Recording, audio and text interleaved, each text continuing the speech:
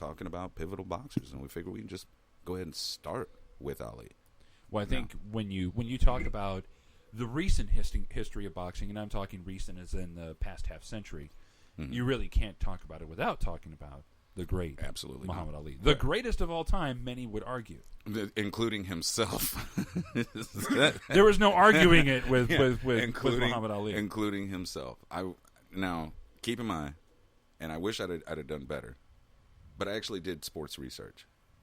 Yeah. What? Yeah. I'm sorry, you gotta do like Chris. What? Hey guys, look at the screen. I Float like a butterfly, sting nice. like a bee. That's beautiful. Yeah, baby. So, I looked up sports research. I did because, it was like that. Damn, man. Right? Because I wanted to know exactly what kind of guy he was. Like I said, hearing about boxing, I'd always heard how he had changed boxing. I heard that he was a good boxer. I heard he was a great boxer. He was an Olympian. Heard he was the youngest heavyweight champion of his time. He was 22 years old. Yeah. When he beat Sonny Liston. Right. So Now, I wanted freeze. to look at footage. The movie with Will Smith doesn't count as research. I have not seen it, and don't be shitty. God, because I know what he's thinking. He watched it because it's a Will Smith movie, and he's obligated because he's black. That's not it. Motherfucker, I didn't see the new Roots either, which makes the second time I haven't seen fucking Roots. Now, I'll tell you what, man. You missed out. I don't even know what Roots is. Wow. I have absolutely no trouble believing that after some of the shit that's come out of his mouth today. Now, dude, Roots is like one of the greatest books ever written. Some would call it iconic. Yes, I would. Like The Enterprise. I've never seen it, but I know what it is. Exactly. That's why it's iconic, like The Enterprise. So anyway, and they made it into not one, but two different miniseries. Yes. Iconic, yes, Yes. like the Enterprise, but not as much as the Defiant. Yes, Get and the in fuck fact, outta here. true story, though we're totally off the subject. When they originally aired that, it was supposed to be like a week-long miniseries. However, so many people at the network thought that was going to fail that they actually aired like a bunch of the episodes like first night. Like they were trying to basically get it out of the way. Right. And at that particular time, it actually had one of the largest television audiences to ever watch a miniseries or drama like that in its time. Yeah. Wow. Like and held that record for like a long time. Long time. Long time. Yeah. So there's that. Muhammad Ali, that man was not shy. I noticed that when I was watching, like a lot of the video footage and things like that. Because, with the limited time that I had, I didn't want to focus on watching just a bunch of fights. Right. What I wanted to watch was, how he kind of portrayed himself and how he kind of, stepped in life and this, that, and the other. And I'll tell you what, Muhammad Ali was an asshole. Yeah, I said it. Was he an asshole? I fucking said he was an asshole. I was watching this one interview. Yeah. And I'm not going to call it up, but I was watching this one interview where he was talking. I guess he was talking to Joe Frazier's cousin at like some event. It was like a restaurant or something like that. Right. And they were advertising burgers or some shit like that. And the cousin was basically chiding Muhammad Ali. Right. Like, he's going to beat you. And so Ali's sitting there like, you think your cousin can beat me up? You think? And then just basically, and I'm paraphrasing, but he basically was just like, I'll beat your cousin. I'll beat up your whole family. I don't care. Like, I'll beat everybody. And then when we get done, are you still going to come back here and buy this burger? Like, this restaurant, like, doing this promo bit, it's fucked up. And then I'm watching, like, a lot of the fight promotions and things like that between he and other fighters and whatnot. And he made no secret of recognizing his own greatness. True. And at first, when I was watching the footage and I'm looking at it, and I'm going, okay, normally people don't cheer for people that are this brash. People don't get behind figures like that. They want humble figures. They want figures that recognize their own vulnerabilities and things like that. And the more and more I looked at it, and the more and more I've looked at all these, these commemoration posts and things like that, the more and more I realized that I think in those interviews I was mistaking cocky for confidence. And I think that he knew how important his role, both as a black man and then subsequently, Muslim, right? Yeah. Subsequently as Muslim. He knew exactly how important it was to portray a type of confidence as to say, I can accomplish anything, I can do anything, I can beat anything. I think that if you go, there's Prince and Muhammad Ali. That's, which, you know what, I have something to say after that. But he exuded a kind of confidence that is infectious. Watching Muhammad Ali's confidence made other people feel just as confident. They may not have vocalized it the same way. Yeah. They definitely didn't smack somebody before a fight promotion, or maybe they did, I don't know. But he infected people with a kind of confidence that stepped forward, not just boxing, but society. People's roles. Yeah. How they feel about taking charge of their own destiny. Mind if I throw something out there? Go for it. I've listened to a lot of experts and a lot of fans that were fans more of Muhammad Ali than of boxing. It's like you're a fan of Tiger Woods, but you're not a fan of golf. Right, that kind of thing. And it's not. I'm not comparing them just because they both have to be, black. Right. But one of the things that I heard repeatedly, not just once, not just two, I'm talking like a dozen times. Mm-hmm. Back in the 60s, if you were a black man, you were treated pretty shitty. Yeah. Even more so than now. Yeah, it was a little rough. Yeah, it was a little rough. Yeah, quite a bit rough. Couldn't get a cab.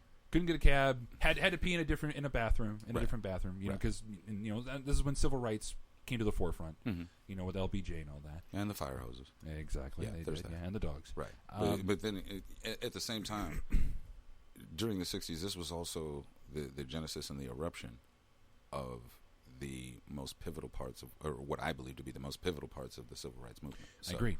So while this is going on, there's chaos afoot everywhere. Sure. Yeah. And one of the things that I heard is that Muhammad Ali made it cool to be black. Not just like, hey, I'm going to walk a certain way, or, I'm going to talk jive like in the 70s and stuff, and I'm cool because of that. Right. He made black beautiful. Because when he used to say, I'm so pretty, he wasn't just talking about himself. He was talking about the fact that black was beautiful. Because before then, any advertisement you ever saw pre-1960s, you never saw a black person unless it was like Aunt Jemima. Right. You know? Yeah. Or Uncle Ben, for his rice. Never. It was always, plantation blacks. Right. It was never beautiful black men and beautiful black women. Right. Educated. Right. That's educated, well-spoken, intelligent. Holding. I'm sorry, man. I'm not trying to be insulting when I say that. I'm really not trying to be insulting. The fuck you mean? I'm trying. Hey, if you people would. Wow. Okay, that was on purpose. But seriously, he really. I heard from a number of individuals, both in interviews and just on YouTube and Facebook, that it's like Muhammad Ali extended beyond the boxing ring. He made being a black man a good thing, because before you were always seen as essentially something less of a man. He made it acceptable to think that and say it out loud. Yes, it was always true.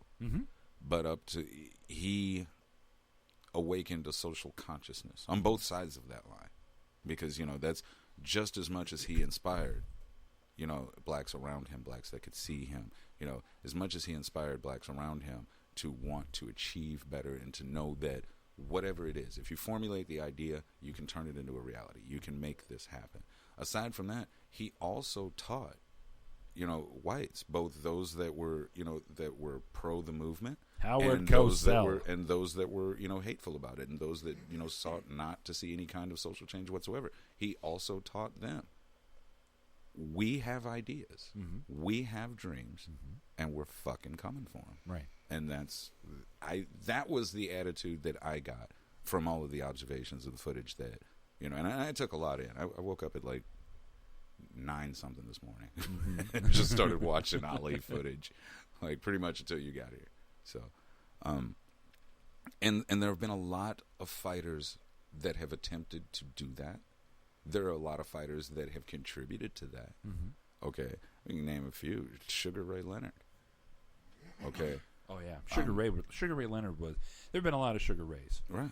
but Sugar Ray Leonard is one of the best of Right. all time. You know, and even though he was beat by Ali, Joe Frazier. Down goes. Well, actually, Yeah. Joe Frazier beat him the first time. Yeah.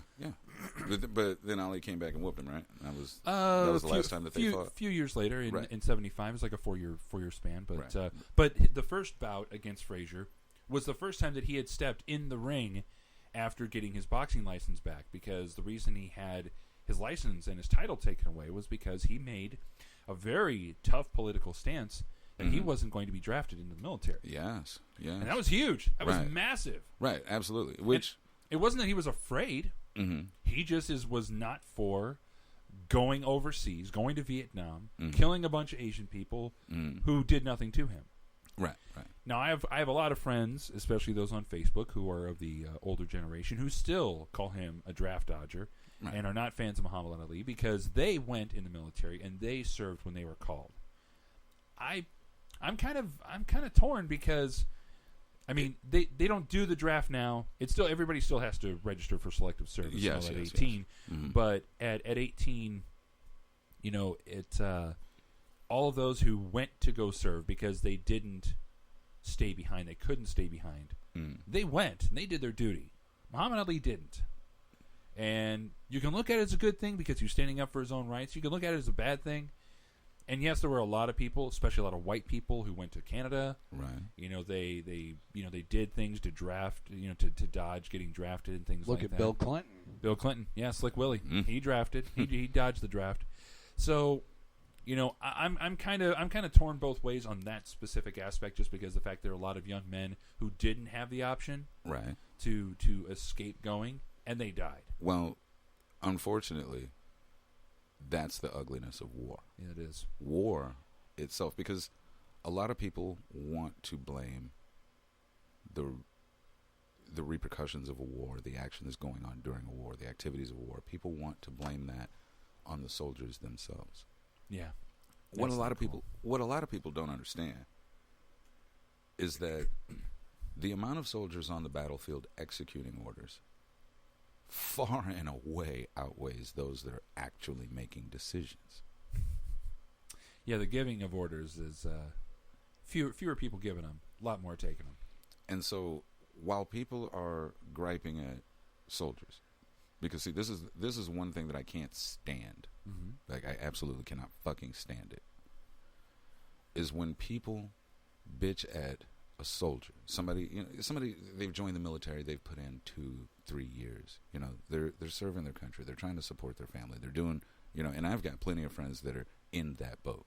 And what pisses me off more than anything is when somebody goes up to them and gives them what I call the Vietnam treatment, which is basically to attempt to hold them accountable for all of the crimes over the course of that entire war, or all of the atrocities. And you can't do that. You No. can't lay the weight of an entire war upon one soldier Right. if you're not willing to lay the predominance of that angst and that anger with those that decided to have the fucking war in the first place. War tears apart societies. Muhammad Ali knew that. And knowing that he would be judged and ostracized for not accepting his draft. I agree. At the same time, in his head, because everything's gain versus loss, you have to figure out what you want, and then you have to figure out what you have to lose to get it, because Right. you have to lose something to get anything. There is what it is. It is a constant trade. It's basically the alchemy of reality. Right. Okay? He knew that he was basically going to trade the respect from others for the respect that he would gain for himself. And anybody who's ever had to fight that internal battle, that is exactly what it is. Sure. It is a battle, because respect from others is important to us, but respect from within ourselves is integral to us. And it's a fine line that each and every one of us walk every day. Every day that we express an opinion, every day that we make a decision, every day that we make a choice. And that a choice affects other people. We have to figure out what we're going to lose in order to get what we want. Sure. He wanted the expression of being able to say, no, I don't believe in this. He wanted the expression of saying, no, I believe that this is wrong, and I will not capitulate to this. At the same time, knowing he's going to get some backlash. But in his A head, lot of it. Right, but in his head,